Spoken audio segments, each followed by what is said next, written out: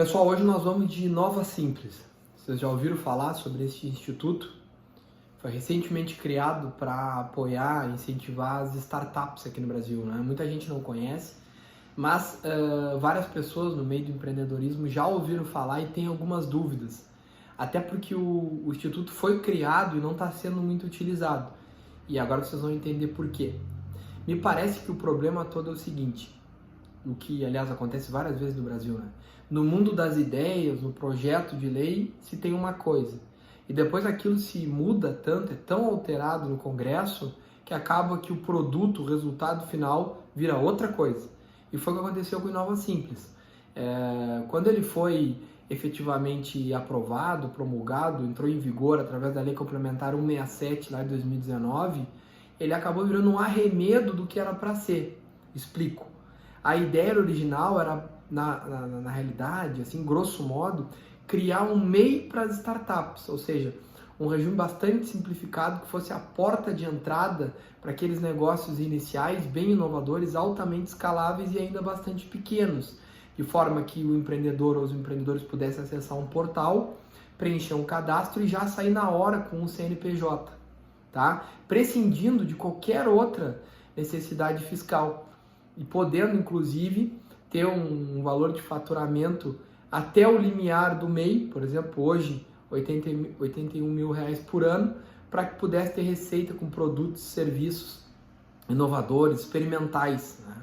Qual foi o problema?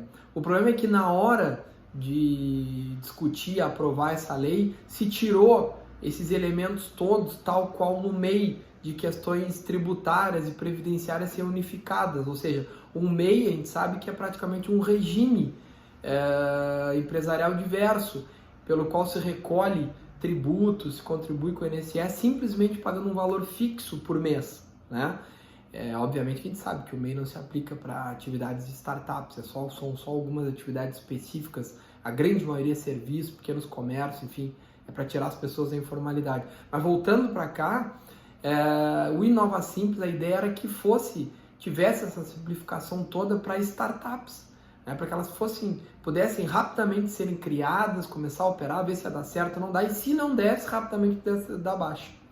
O problema todo que aconteceu foi que, quando se tirou essa parte toda de poder recolher mensalmente uma guia em valor único, isso englobasse toda a carga tributária e previdenciária lá para as empresas inovadoras do Inova Simples, simplesmente se colocou essas empresas numa condição igual às outras empresas.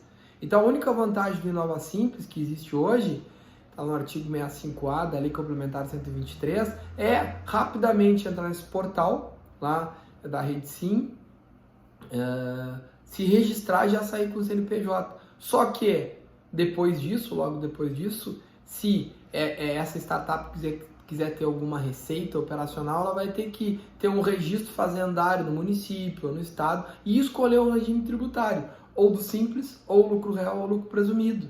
Porque não se criou um regime próprio para essas empresas simplificadas e inovadoras. Vocês entendem o problema? Então, realmente ficou uma situação meio capenga e é por isso que não está se utilizando muito, porque hoje se consegue rapidamente registrar uma limitada, por exemplo, através da simplificação digital nos registros empresariais que ocorrem no Brasil, né? Mas existem alguns benefícios, eu não posso deixar de dizer aqui para vocês, no Inova Simples, nessas empresas simplificadas e inovadoras. O primeiro que eu posso apontar aqui é uma espécie de facilitação para acesso lá no INPI, para que as startups possam registrar marcas, fazer depósitos de pedidos de patente, de modelos de utilidade e de invenção. Inclusive no próprio portal onde se faz o cadastro do Inova Simples tem um botão, um link que leva já direto para o INPI, e os pleitos dessas empresas simplificadas de inovação devem ser facilitados, ele deve ter prioridade lá no INPI.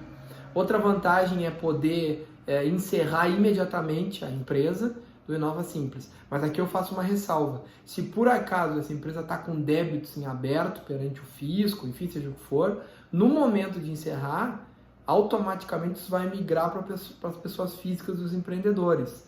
Então tem que se ter bastante cuidado com relação a isso, tá?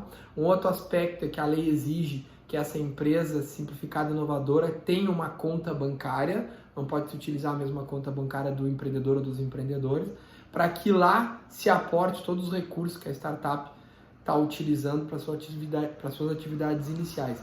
Então, infelizmente, não é uma figura que tem uma grande utilização por causa desses problemas que eu coloquei aqui. O melhor era que tivesse sido respeitada a ideia inicial, né, de se criar um regime próprio, bem simplificado, para as empresas de inovação empresas simplificadas de inovação lá do Inova Simples. Isso, infelizmente, não aconteceu.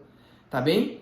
E são esses esclarecimentos aí. Eu acho que tem várias pessoas nesse meio das startups, enfim, que tem algumas dúvidas sobre esse Instituto Inova Simples.